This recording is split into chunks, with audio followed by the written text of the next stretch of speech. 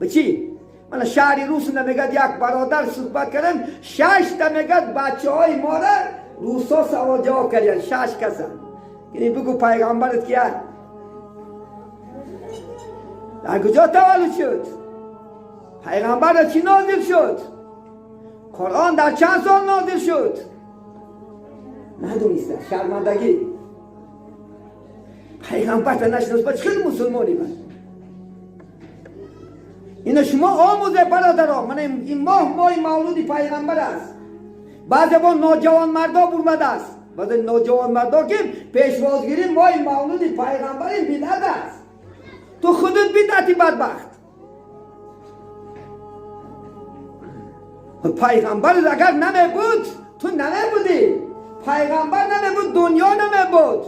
پیغمبر نمی بود قرآن نمی بود. پیغمبر نمی بود عبادت نمی بود. مثل حیوان میگشتی.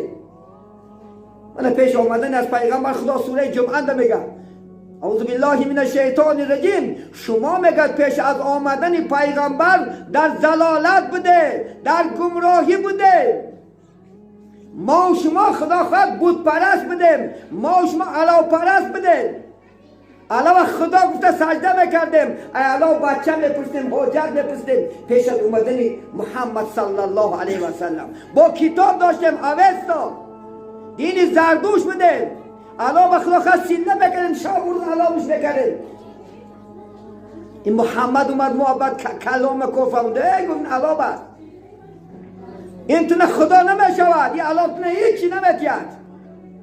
یک در روایت خوندم یک انسان 70 سال علاوه طاعت عبادت میکند. 70 سال سر سوالی سیگرد درش میگوند هیزم نوازش میکند.